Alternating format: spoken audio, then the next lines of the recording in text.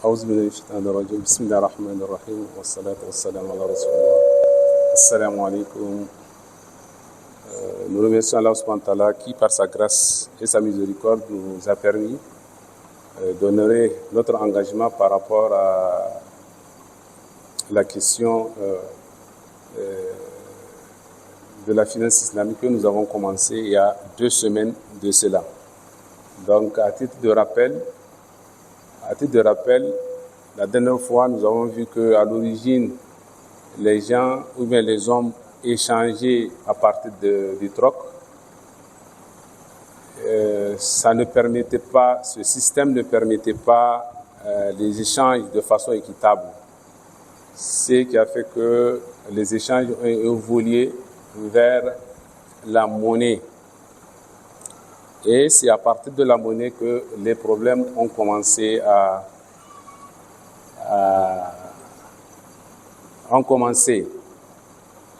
Donc, on a ces problèmes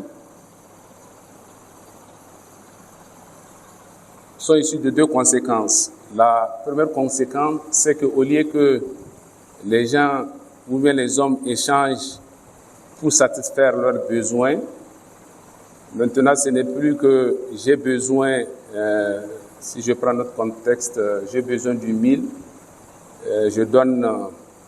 l'éleveur me donne du lait, le cultivateur me donne du mil et je lui donne du lait. À un certain moment, ça posait des problèmes.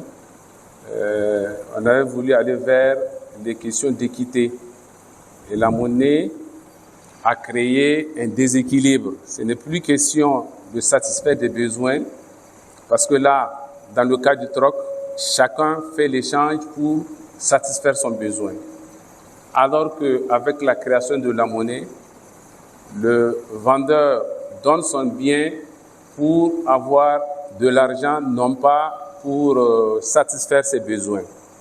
Ce qui a abouti ou bien qui a eu pour conséquence la thésaurisation, et vous savez que la thésaurisation, c'est amasser de l'argent sans le mettre dans le circuit économique, ce qui est condamné par l'islam. Après ça, le développement de la thésaurisation, il y a eu l'envie ou bien la motivation pour la possession, gagner plus, qui nous a amenés sur le terrain de l'usure. L'usure, il faut le comprendre de 2 façons. La première façon, c'est dans les transactions conventionnelles, c'est qu'il y a un niveau, au niveau des taux qui sont plafonnés. Si on les dépasse, on parle d'usure. Alors qu'en islam, l'usure veut dire tout simplement intérêt, riba. Donc, l'argent ne s'était pas limité à son rôle d'instrument d'épargne. Il est devenu en quelque sorte un instrument d'accroissement de biens par l'intérêt. Ce qui fait qu'il y a eu le développement des banques. Beaucoup de sommes d'argent se sont retrouvées dans les caisses et a permis le développement des banques qui a retiré beaucoup de capitaux dans le circuit de l'économie ou bien des finances. Beaucoup de ceux qui entreprennent, les commerçants, ne font plus des investissements que quand ils vont s'assurer que l'investissement ils vont s'assurer que l'investissement va leur apporter ou bien réaliser un rendement supérieur à l'intérêt. Quelque part, ça voudrait dire quoi? Ça voudrait dire que la monnaie est devenue comme une marchandise, alors qu'au début, la monnaie sert à évaluer la valeur des biens. C'est comme cette souris. Sa valeur, en termes de monnaie, peut-être qu'on peut dire 5 000 francs. 5 000 francs. Donc ça sert à dire combien vaut un bien ou bien une marchandise. Mais avec le temps et l'utilisation que les hommes en font, l'argent lui-même est devenu comme une marchandise et on a abouti à la marchandisation du facteur d'évaluation, qui est l'argent. OK? Or, l'argent en tant que lui-même, le fait de le prêter et au retour avoir un surplus, ce n'est pas productif. Ce n'est pas, en fait, ça ne rentre pas dans la production, dans le circuit économique. Quelque part, la richesse est en train d'augmenter alors que ça ne reflète pas la réalité sur le terrain. Voilà la problématique qui s'est posée dans toute l'histoire de l'humanité. Et cette question d'usure a été un sujet de discussion dans les communautés qui nous ont précédés. Pour aller plus vite, si nous prenons au niveau de la Grèce antique, ça a été condamné.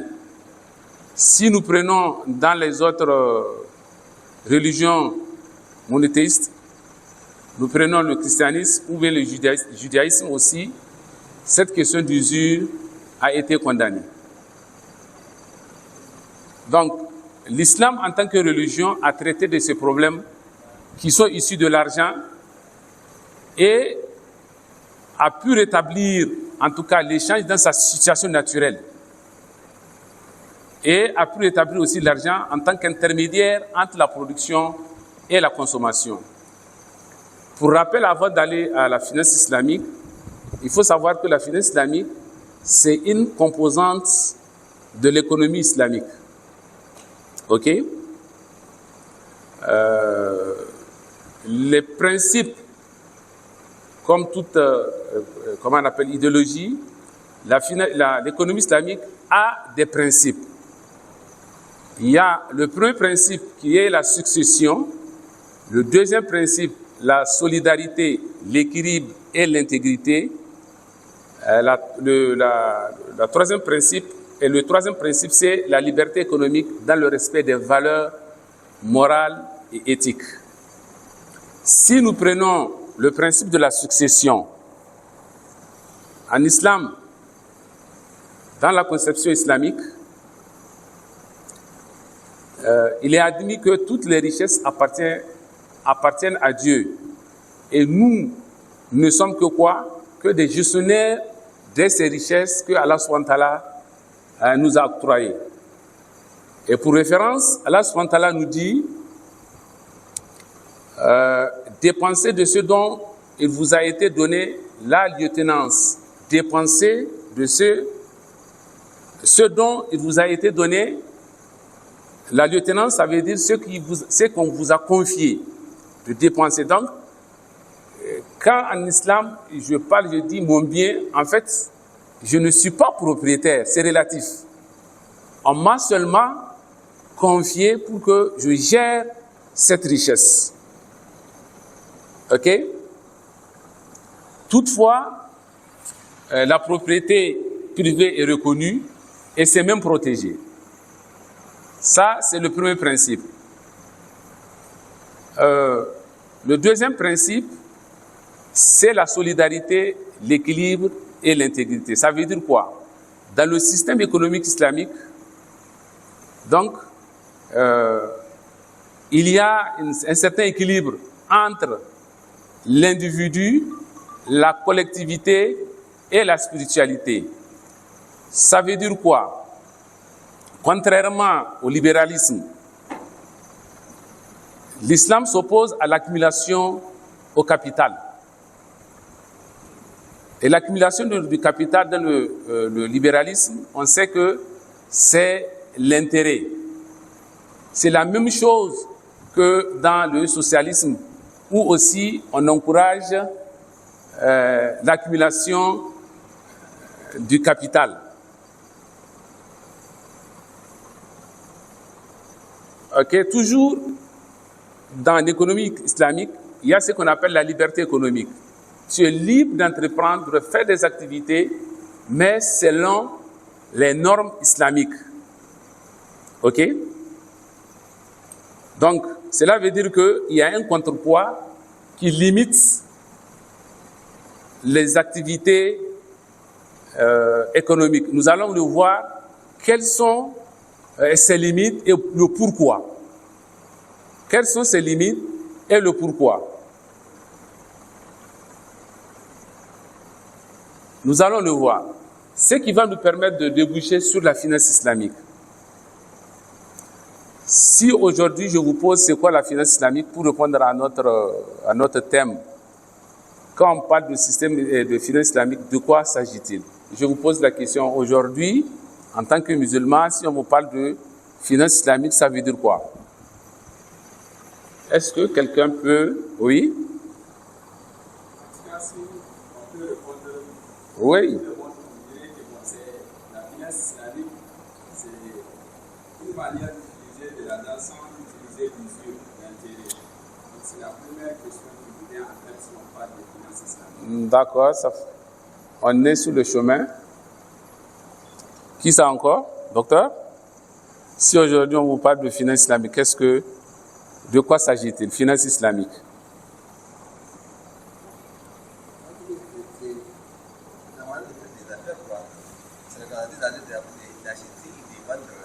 D'acheter et de vendre en acceptant, en respectant les principes islamiques, l'éthique islamique. Oui, qui encore? Ok, on peut tirer de ces deux réponses. La première réponse, ça c'est le commun des musulmans. Quand on parle de finance islamique, ils rétrécissent ça ou bien ils limitent ça au riba. Alors que ça, ce n'est qu'un élément parmi les interdits de la finance islamique, parmi les interdits des transactions islamiques. Ce n'est qu'un élément. C'est vrai, c'est le plus important, mais il y a d'autres éléments qui viennent le compléter. Si je prends la réponse du docteur, ce qu'on peut retenir, la finance islamique, c'est du business. C'est le commerce. Mais je vais faire le commerce en respectant les principes, les frontières placées par Allah subhanahu wa ta'ala. Donc, je dois faire mes activités financières, mon commerce, conformément aux directives de l'islam. Voilà, de façon simple, ce que ça veut dire la finance islamique. Mais si nous allons sur le terrain beaucoup plus professionnel, technique, on peut dire que c'est un système financier, qui a été développé pour sortir les gens de leurs difficultés économiques. Nous avons vu qu'avec la finance économique conventionnelle, les gens sont tombés dans quoi? Dans la riba. Et la riba, aujourd'hui, ça sera l'objet de notre intervention. Ce qui fait aujourd'hui qu'on a beaucoup de problèmes. La dernière fois, j'avais abordé que par le système du prêt, la dette, le prêt, avec intérêt, le riche s'enrichit de façon exponentielle et le pauvre s'appauvrit aussi dangereusement. Ce qui fait que l'intérêt, les conséquences de l'intérêt sont beaucoup plus nombreuses que les avantages. Mais ce système nous a été, la plupart des cas, imposé pour ce que je sais de la communauté musulmane. Parce que ce fléau n'est rentré dans la communauté musulmane qu'avec la colonisation.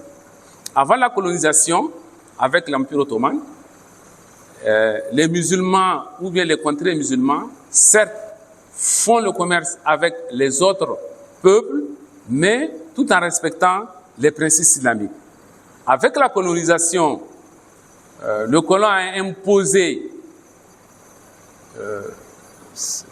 son système financier par l'apport de capitaux, par l'apport de techniques au niveau des pays qui sont colonisés, ce qui fait que dans la plupart des pays, après la décolonisation, les gens ont cherché à revenir au système d'avant la colonisation. Est-ce que je me fais comprendre? Même pendant la colonisation, beaucoup de musulmans se sont rétractés par rapport aux transactions financières à cause de cette question de riba. Et avec la contribution de la colonisation, la plupart des musulmans, la question économique et financière n'est pas prise en charge. De sorte que quand on voit le musulman qui est dans les transactions financières, on le trouve comme quelqu'un d'anormal.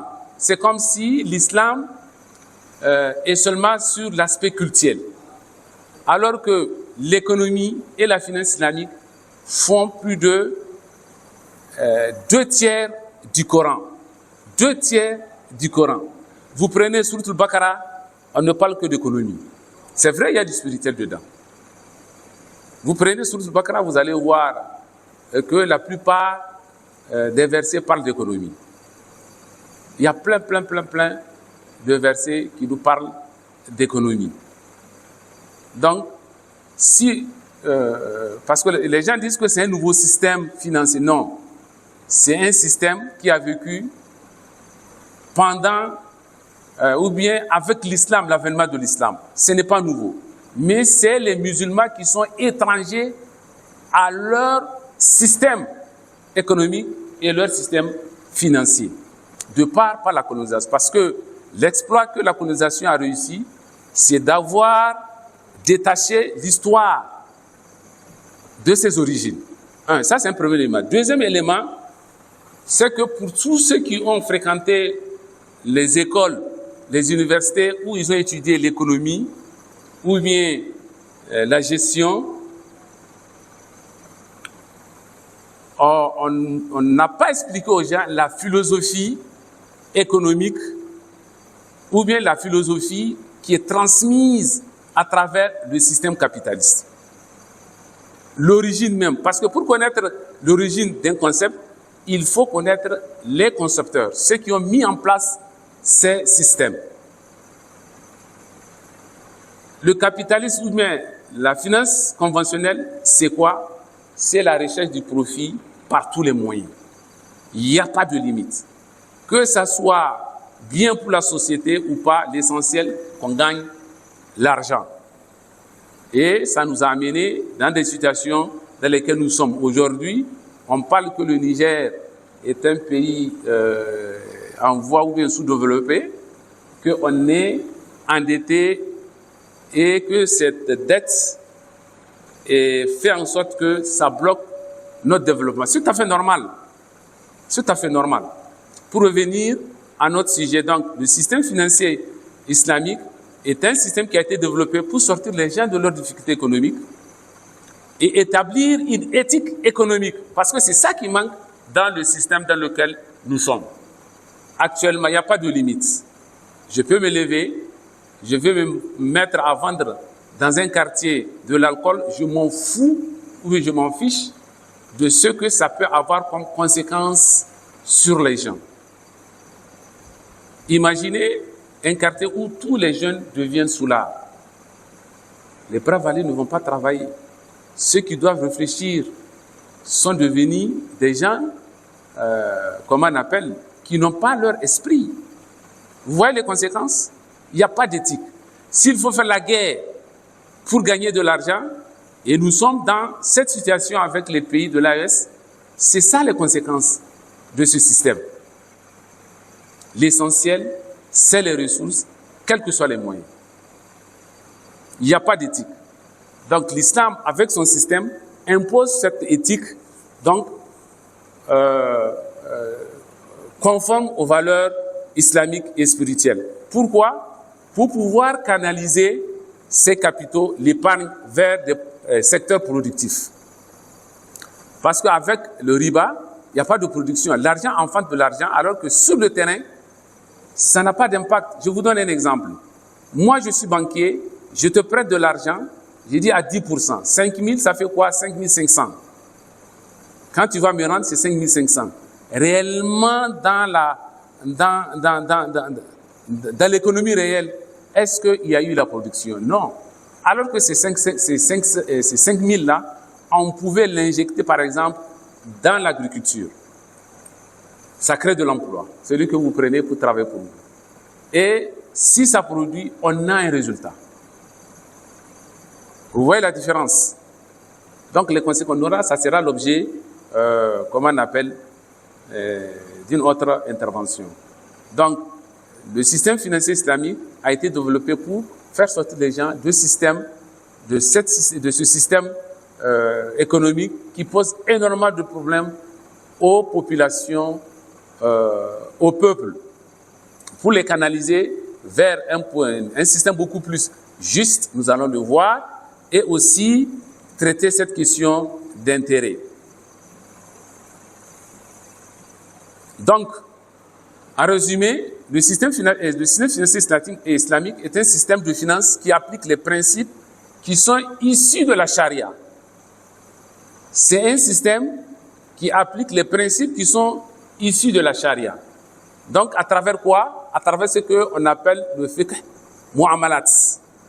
Le fiqh mu'amalat, c'est, comment on appelle, le fiqh qui traite des interactions que les hommes ont entre eux.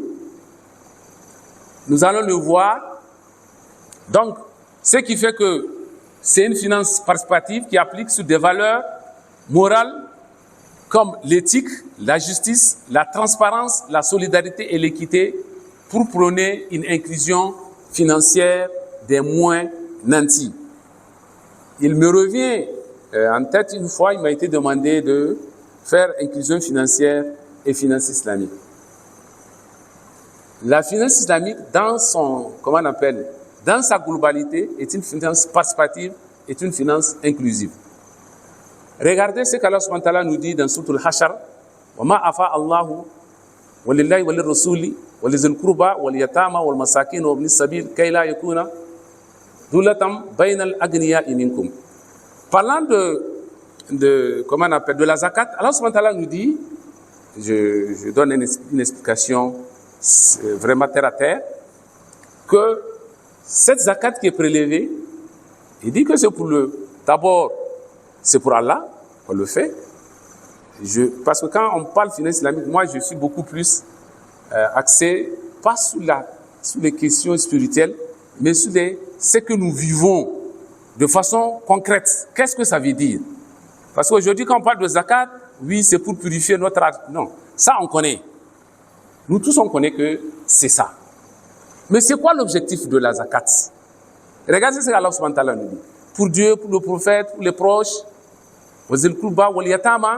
voilà, c'est là où ça commence. Les orphelins, les miskins, ceux qui sont dans le besoin, ceux qui sont en voyage et qui sont dans le besoin, ainsi de suite. Et Allah dit, à partir de la fin du verset, tout ça, il faut le partager. Ils ont un droit sur votre richesse. Pourquoi? Allah dit, c'est pour que l'argent ou bien les richesses ne soient pas seulement pour une catégorie de personnes. Il ne faut pas que l'argent soit seulement pour les riches. Auquel cas, les pauvres n'auront pas accès aux finances et ne pourront pas sortir de leur situation de pauvreté, ne pourront pas, s'ils n'ont pas accès à l'argent, cela veut dire qu'ils ne vont pas entreprendre.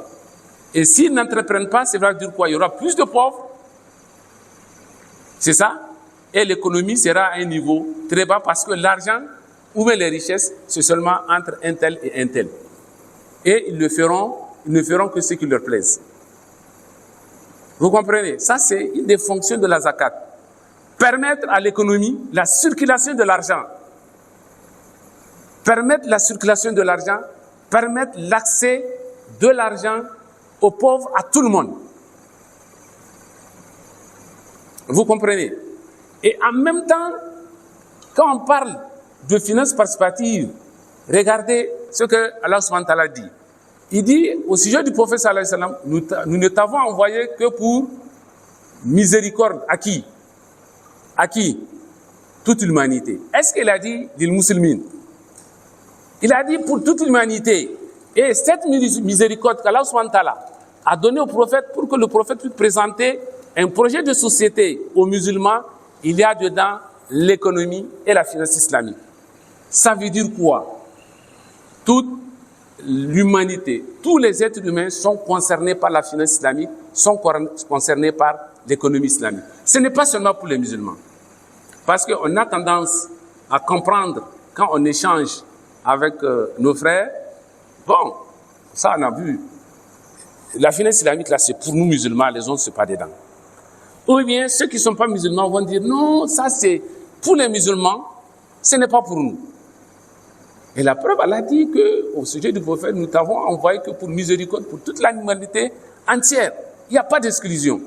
Donc, permettre à tous les êtres humains qui veulent entreprendre, qui veulent participer à l'activité économique, d'avoir accès aux ressources et pouvoir mener, comment on appelle, leurs activités.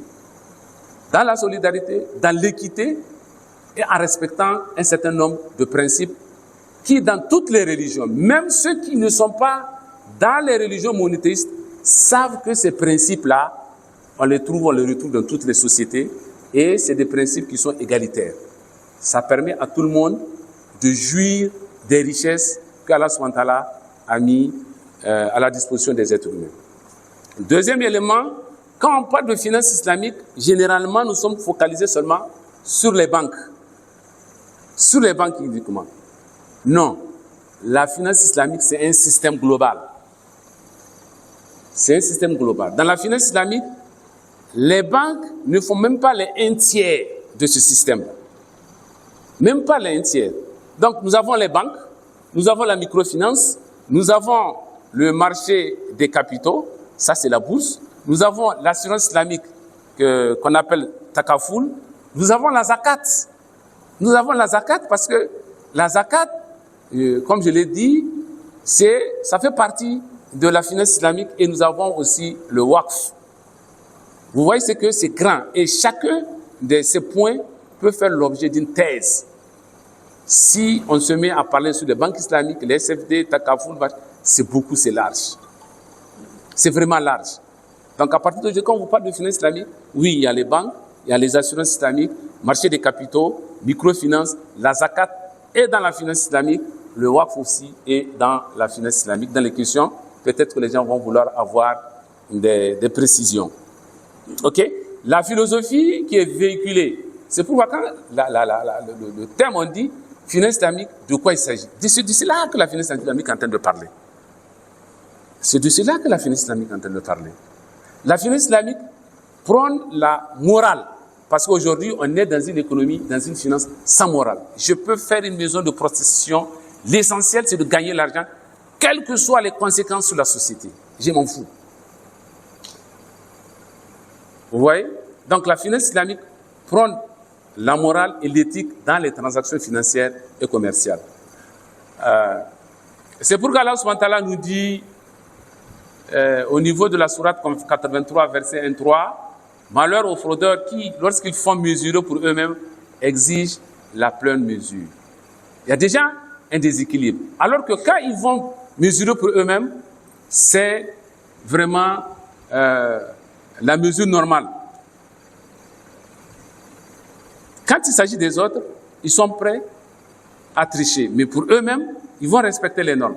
Ça ne leur dit absolument rien de, comment on appelle, de causer des pertes à l'autre. Vous voyez? Il y en a plein de versets qui parlent de ça. On va aller vite parce que je voudrais qu'on aille sur la question des questions-réponses. Donc, le but de la finance islamique, c'est d'arriver à une société de bien-être pour tous à travers la justice, à travers l'équité et la solidarité dans les relations de partenariat économique. Le but, on l'avait dit, c'est d'instaurer la morale et l'éthique dans les transactions financières et économiques. Deuxième but, c'est d'arriver à une société de bien-être pour tous, à travers la justice, l'équité et la solidarité dans les relations de transactions que les uns vont avoir par rapport aux autres. Donc, voilà un peu quand on parle de finance islamique, de quoi il s'agit? Maintenant, avant d'aller sur les produits islamiques, est-ce que la finance islamique a commencé aujourd'hui? Non. La finance islamique a commencé dès le temps du prophète sallallahu alayhi wa sallam. Et vous connaissez dans la Sira, le prophète, il fait quoi avec son épouse? Imam, quel genre de commerce? Tu peux nous expliquer? Avec son épouse Khadija. Ça c'est un des produits de la finance islamique qu'on appelle, un produit de la finance islamique qu'on appelle, on va expliquer, la mudaraba. C'est-à-dire qu'il y a un apporteur de fonds et un expert dans l'activité. Il y a un apporteur de fonds et un expert dans l'activité. Moi, j'ai des fonds, je ne sais pas comment je vais les fructifier. Dans tel domaine, tu as les experts, je les mets à ta disposition avec un certain nombre de règles qu'il faut prédéfinir et vous allez fructifier. À la fin, on partage les bénéfices. Si ça ne marche pas, tu perds le temps que tu as eu à investir et moi, je perds tout ou bien une partie de mon argent. C'est équitable. Alors qu'aujourd'hui, dans les banques conventionnelles, le banquier, quand vous prenez son argent, tu sors l'argent, ce n'est pas son problème. À tous les coups, il gagne. Si ça marche, il n'y a pas de souci, vous allez lui rembourser son argent et en plus, quoi? L'intérêt. Si ça ne marche pas, lui ne perd pas. Parce qu'il va vous demander garantie, quoi? Les papiers de votre maison. Si ça ne marche pas, il va vendre et la personne va se retrouver dans la pauvreté. Et aujourd'hui, il faut aller à Kwarakano, il faut aller à la périphérie, les nouveaux quartiers, plein de maisons, propriété de telle banque, propriété de telle banque, propriété de... Et c'est pourquoi l'intérêt n'est pas bien. Donc, la finance islamique a commencé en 1960 au Pakistan. Il y a eu des initiatives qui ont évolué. Maintenant, en 1963, il y a eu une première banque ou bien microfinance en Égypte. On ne va pas l'entrer dans les détails. On va aller... Et toujours en 1963 aussi, en Malaisie, il y a eu aussi une autre banque. On va aller très vite. Mais il a fallu en 1970 pour qu'avec la création de l'organisation de la conférence islamique, l'OCI, pour qu'on puisse mettre en place ce qu'on appelle la BID, la Banque islamique de développement. L'idée, c'est quoi? C'est de mettre en place une banque sans riba et permettre aux pays qui sont membres de pouvoir se développer avec ce système-là. Donc, la BID a été créée en 1974. Maintenant, dans les années, comment on appelle, en 2013 par exemple, nous avons à peu près plus de 100 pays. Actuellement, en 2025, ça dépasse. Je n'ai que les statistiques de 2023 parce que c'est un système qui, jusqu'à présent, on essaie de maîtriser. Mais ce n'est pas facile, les données ne sont pas faciles. En 2013, nous avons plus de 100 pays au monde qui ont plus de 500 institutions financières islamiques. En 2013. Et en 2013, au Niger, on n'a même pas commencé à penser à ça. Alors que nous avons au moins presque la totalité de la population qui est musulmane. Et tout en ignorant l'impact de la consommation de riba sur notre vie. Il ne faut pas que je sois étonné que je viens à la mosquée en train de prier sans avoir la concentration. Il ne faut pas que je rentre à la maison, je parle à mon fils, il ne m'écoute pas. Vous voyez un peu la chose? C'est très grave la question de riba, on va voir ça. Donc, entre 2020 et 2025, nous avons à peu près 4 000 milliards d'actifs au niveau de ces institutions financières islamiques et le taux de progression annuel des banques islamiques est de 2 chiffres. Alors que la finance conventionnelle aujourd'hui avec ces problèmes est en station de stagnation. Ça ne bouge pas. Dans les finances, dans l'économie, le seul système qui produit de la valeur actuellement où je vous parle, c'est la finance islamique. Et ne vous étonnez pas que aujourd'hui vous allez... Vous savez là où se trouve comment on appelle le centre de la finance islamique? C'est où? En Arabie Saoudite? Non, non, non, c'est en Angleterre. C'est en Angleterre, c'est en Europe. C'est en Europe. Parce qu'ils ont compris que ce système-là produit de la valeur. Pendant que nous sommes là à réfléchir, non, est-ce que ça là, est-ce que c'est islamique ou bien c'est pas islamique? Ils ont très vite compris. Ok? Ils ont très vite compris. Et dans la plupart des pays islamiques, nous n'avons que 3 pays où on fait le système financier islamique, 100%. On peut tenter, imam, 3 pays seulement. 3 pays seulement. Malaisie, il y a deux systèmes. Hein? Oui, il y a le Pakistan.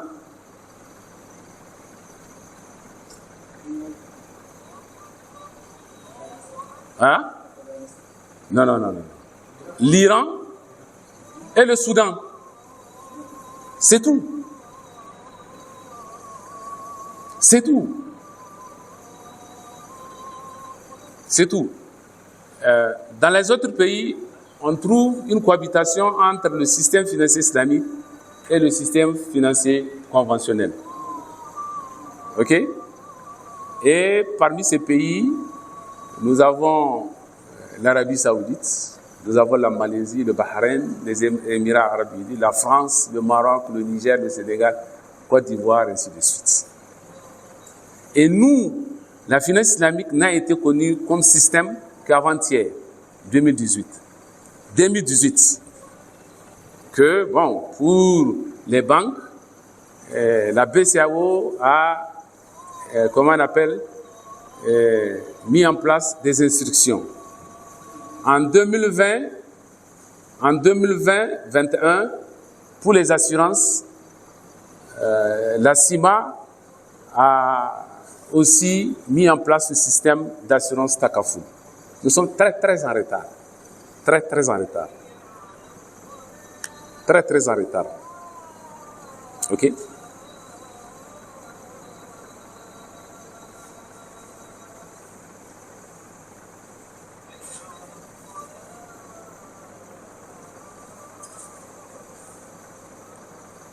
On va aller directement sur voilà, l'éthique des affaires. Quand on fait les affaires, on veut se conformer dans les transactions que j'ai avec mes autres, comment on appelle, semblables en tant que musulman, comment je dois me comporter et comment l'islam demande de le faire. Comment l'islam demande de le faire.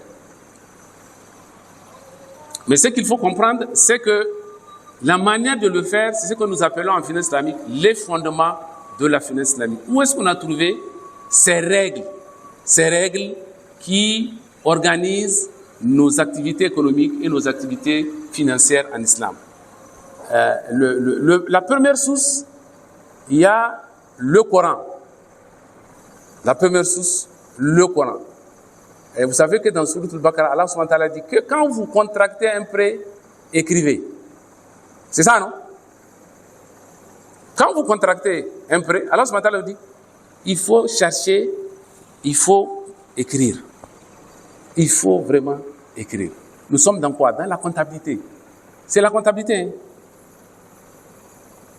C'est la comptabilité là-bas. C'est de comptabilité, Allah subhanahu wa ta'ala est en train de parler là-bas. Oui. Quand on fait une transaction dans une entreprise, qu'est-ce qu'on fait? Qu'est-ce qu'on fait? On fait les enregistrements et à la fin de l'année, on fait le bilan. On a eu, comment on appelle, des pertes ou bien des gains. Et quelles sont nos dettes? Ça ressort. C'est de comptabilité, Allah subhanahu wa ta'ala est en train de parler. Il nous parle de transactions financières là-bas. C'est un des aspects que ce verset-là nous fait ressortir. OK? Donc, les fondements, nous avons le Coran et aussi ce que nous appelons communément la Sunna. Donc, les premières sources de la finance islamique c'est que les savants se sont concentrés sur le Coran pour faire sortir les premières règles. Ou bien au niveau de la Sunna. C'est ça. Nous avons les autres, comment on appelle,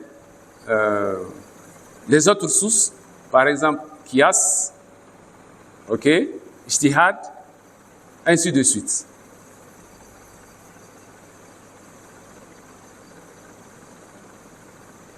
Donc, dans la transaction, il nous est demandé, en tant que musulmans, d'être adl, d'être honnête et d'être quelqu'un à qui on a confiance. Par exemple, en Asie, l'islam n'est pas rentré en Asie par l'épée, c'est par les commerçants musulmans. Toute l'Asie. Parce que les commerçants musulmans, ça doit se marier, de faire des transactions. Et parfois, les gens demandent des prêts. Et puisqu'il y a la confiance, ils donnent, alors que dans leur pratique, il n'y a pas ça. Et les gens se sont demandé pourquoi le commerçant musulman, il est comme ça. Pourquoi les musulmans sont... Et ils ont dit, non, c'est notre religion qui nous commande à être comme ça, droit, équitable dans notre relation et être aussi, faire de la justice dans nos relations. Maintenant, par rapport aux produits, les principes, il y a de la finance islamique, il y a ce qui est interdit et comme premier principe, c'est, comment on appelle, premier principe, nous avons, je fais devoir, en matière d'activité et métiers illicites, il est interdit d'investir ou d'exercer une activité interdite par l'islam. Toute activité qui est mentionnée comme interdite doit être exclue du champ des activités financières. L'alcool, la pornographie, l'élevage ou le commerce de porc, les jeux de hasard, je ne sais pas, tombola, vol, corruption, l'iniquité. Moi, j'ai fait du jogol.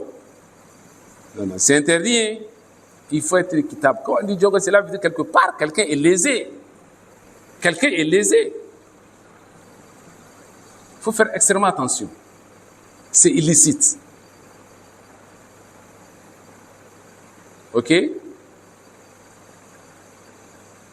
L'intérêt, une activité où il y a l'intérêt pour l'interdiction, vous savez combien de temps ça a pris? 9 ans. Commencez par Sourate Rum. Le premier verset de l'interdiction de l'intérêt a commencé par Sourate Rum. Vous allez trouver le verset là-bas. Il y a combien de versets qui parlent de... Il a fallu 9 ans de façon progressive pour que l'intérêt puisse être interdit dans la communauté musulmane, pour montrer la gravité de ce péché. Deuxième élément, il y a ce qu'on appelle le garar, l'incertitude. L'incertitude. Et c'est pourquoi l'assurance est interdite. Il est illicite, c'est haram. Parce que tu achètes quoi? Quand vous achetez, vous donnez de l'argent à l'assureur pour qu'il vous garantisse contre un événement que vous ne savez pas quand ça va arriver et comment, avec quelle ampleur ça va arriver. C'est ça, non? Or, le prophète sallallahu alayhi wa sallam nous a interdit, dans un hadith, de vendre ce que nous ne possédons pas. Je reviens encore par rapport au... Moi, je fais du jogol. Je n'ai pas d'objet, rien. Et je me mets à vendre, dire aux gens, bon, vous pouvez venir acheter avec moi des portables, alors que je n'ai pas de portable. C'est quand je vais prendre de l'argent avec les gens, sans ce moment, je vais aller acheter et revendre. Subhanallah. Wallahi, c'est du haram. Wallahi. Ce que tu ne possèdes pas, tu ne dois pas le vendre. Et même dans le cas où tu l'achètes, tu dois le posséder. Que ça, là, c'est avéré que c'est pour toi. Sinon, c'est du haram. Et pourtant, on le fait. On le fait. Donc, l'incertitude. Un exemple de l'incertitude qu'on fait dans nos communautés, un animal, par exemple, une vache, peut être enceinte. C'est ça? On peut dire que je te vends l'enfant, ou bien en tout cas du bœuf, quand elle va mettre bas. C'est ça? Mais qui t'a dit que quand la vache là, va mettre bas, comment on appelle, le veau sera vivant? Tu ne sais pas. Et si c'est un mâle que ça donne, ou bien une femelle, tu ne sais pas, c'est du garage. Il y a de l'incertitude dedans. Il y a de l'incertitude. Deuxième élément qui interdit, le maïsir, ou bien kimar, le jeu de hasard, la spéculation. Le jeu de hasard est interdit. OK? Troisième élément, il y a ce qu'on appelle la thésaurisation. Et ça, il y a beaucoup de versets. Ça, tout le monde connaît, la thésaurisation. Prends l'argent, déposer chez toi, et puis ça ne circule pas. Retirer l'argent du circuit économique. Parce que quelque part, vous empêchez aux gens, à l'activité économique, de se dérouler normalement. C'est éviter aussi, c'est interdit le monopole, comme font nos commerçants. À la fin de l'année, on va voir nos parents parce qu'ils sont dans le besoin. Toute leur production de mil ou bien de maïs, quelqu'un vient à vil prix, l'achète et la magasine pour attendre une période où personne n'en a pas et il va vendre cher. C'est des choses dont on a besoin. L'impact sur la société est très grave. Donc c'est interdit. Le gaspillage, c'est interdit. L'exagération, c'est interdit. Et autre chose qui le différencie, le système financier islamique avec le système conventionnel, toute transaction que vous allez faire, toute transaction, c'est pourquoi on dit que la finance islamique, c'est, comment on appelle, c'est du commerce. Je prends un exemple. Si tu veux acheter aujourd'hui, comment on appelle, un portable, vous allez à la banque conventionnelle, c'est de l'argent qu'on vous prête, c'est ça? Mais en finance islamique, on dit non, si tu veux, la transaction, c'est que la banque l'achète, ça devient la propriété de la banque et la banque vous vend ça avec une marge. Donc, c'est réellement dans l'activité productive. Alors que de l'autre côté, l'argent qu'on te donne et que tu remets avec un supplice, quel est l'impact dans l'économie? Il n'y en a pas. Je veux faire de l'agriculture investissement. Je vais à la conventionnelle, 1 million, je rembourse 1 million 100, 1 million 200. C'est ça. Certes, on dit que ça produit, non. Alors qu'en finance islamique, qu'est-ce qu'on va faire? Selon ce que tu veux, la banque achète à l'agriculteur, elle met sa marge et l'agriculteur va faire ses activités. Ça a un intérêt réel. Donc, l'adossement est un actif tangible. Quelle que soit la transaction que vous allez faire, il faut qu'il y ait du réel. Il faut qu'il y ait du réel.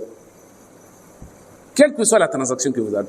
Sauf un seul produit qui est un produit social. Et ça, c'est rare de le trouver dans une activité commerciale, comment on appelle, d'entreprise bancaire. C'est le prêt sans intérêt. Ça n'a pas de rare les banques le font. OK? C'est un produit social. Donc, voilà un peu. Donc, nous avons à peu près les produits comme Murabaha. La banque achète, il vous revend avec sa marge. Vous avez le Hijara, qui est ce qu'on appelle le leasing, c'est-à-dire c'est de la location. C'est différent du leasing conventionnel, hein. Ce qu'on appelle, comment on appelle ça? Leasing là, en français facile. Qu'on te prête, après, à la fin, la banque te vend ça. C'est différent en finance islamique. Parce qu'en finance islamique, un contrat ne doit pas comprendre deux clauses.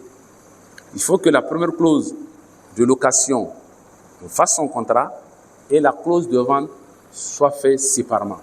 Alors qu'en conventionnel, On fait la location et à la fin, on dit on va te vendre ça. Quelque part, ça devient comme une imposition. Il ne faut pas qu'une partie soit en position de force par rapport... Il faut laisser les gens en toute liberté choisir. Donc, nous avons le leasing, nous avons le murabaha, nous avons musharaka. Et là, dans la musharaka, je vous dis comment ça marche un peu. Chacun apporte un capital. En tout cas, chacun fait des apports. On se met ensemble. On fait une activité, si ça marche, selon les ratios qui sont, comment on appelle, les ratios qui sont convenus, les pertes ou bien les gains sont partagés.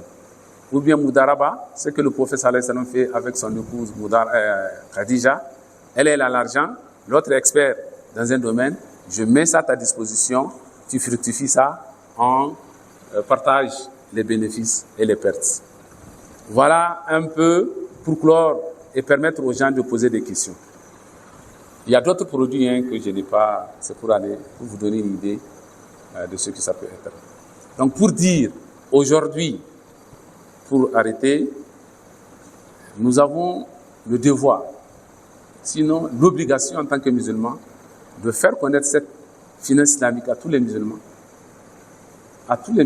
et de faire développer ça. C'est ça notre voie de salut. C'est ça notre voie de salut. Il n'y a pas de solution. Sinon, entre guillemets, nous allons être dans cette affaire de riba. Riba, les péchés sont au nombre de 110. Dans le plus petit, c'est de faire zina devant la Kaaba avec sa maman. On va préparer avec l'accord de l'imam, spécialement une intervention sur le riba, et vous allez comprendre de quoi on est en train de parler. Si aujourd'hui, dans le monde, on a plus de pauvreté, plus de pauvres, de violence et d'iniquité, c'est la question du riba qui nous a amenés dans cette situation. Voilà un peu là où je vais m'arrêter. S'il y a des questions, on va essayer de discuter ensemble. Assalamu alaikum wa rahmatullahi wa barakatuh.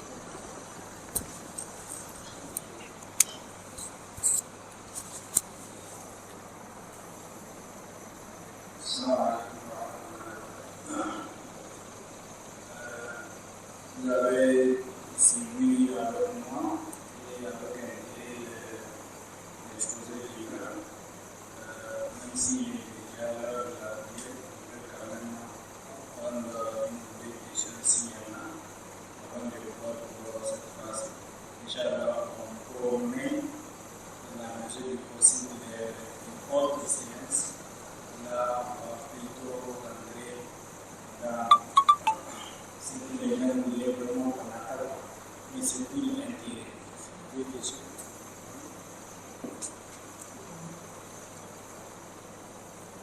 Assalamu alaikum. Donc, le frère avait parlé de la finance islamique. Dans la finance islamique, il y a le marché des capitaux. Donc, je voudrais savoir quelle est la différence entre le marché des capitaux et la finance islamique et ceux de la finance conventionnelle, comme les banques qui sont en bourse. Comment ça fonctionne? Il y a une différence, mais c'est la même chose. D'accord. Wa alaykoum salam. Donc, si j'ai bien compris, quelle est la différence entre le marché capitaux financier islamique et le marché des capitaux du moins conventionnel? Il y a une différence. La même chose que vous voyez, la différence entre les banques conventionnelles et les banques islamiques. Sur le marché des capitaux, on fait ce qu'on appelle la vente ou bien les placements. Donc, si on doit aller sur le marché des capitaux, il faudrait que toutes ces interdictions-là soient respectées. Pas de garage, pas d'incertitude. Or, vous savez que sur le marché des capitaux, on vend quoi? Les dettes. En islam, il n'y a pas de... Les dettes avec les intérêts, c'est interdit. Donc, tu ne dois pas faire la vente... comment on appelle, le commerce des dettes. Deuxièmement, il y a la spéculation. Donc, jeu de hasard, la spéculation, c'est dans le même sens. Sur le marché des capitaux, il faut que vous arriviez à respecter ça. Sinon, c'est interdit. C'est que, comment on appelle ça, le gara, l'incertitude. Ça aussi, il faut les éviter. Il faut qu'il y ait le plus important aussi, c'est l'endossement. Chaque transaction doit être endossée avec du réel, avec un actif. Avec un actif. C'est le même, ce que vous retrouvez dans les banques, c'est ça, c'est le même pratique, comment on appelle, les mêmes principes qui doivent être respectés. Je vais vous donner un exemple. Vous savez que sur le marché des capitaux, une marchandise peut être vendue à plusieurs personnes sans que la personne ne voie ça, sans que la marchandise ne soit déplacée. Et ça, c'est les écoles, au niveau des écoles, comment on appelle, de pensée islamique, les 4 grandes écoles, sont unanimes que tant que la marchandise ne change pas de propriétaire, dans le vrai sens, on est dans la riba. Or, sur le marché de capitaux, par exemple, vous allez trouver le pétrole. On peut vendre du pétrole à une personne sans que ça ne change de propriétaire et aussi sans que toi qui l'achètes, tu ne l'aies pas vu. Tu ne l'aies pas vu. Or, il faut qu'il y ait les caractéristiques, la quantité, la qualité, ainsi de suite.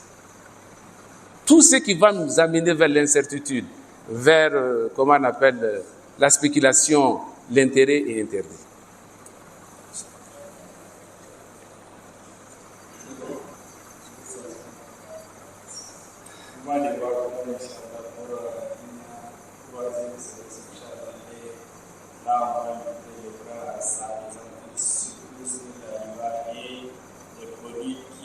Actuellement en cours dans les banques sont là avec nous. Qu'est-ce qu'ils nous proposent et de quoi ça nous dit, comment on peut profiter. C'est ce que nous avons dit. Voilà, et les entrepreneurs et c'est quelqu'un qui veut avoir aussi beaucoup de millions.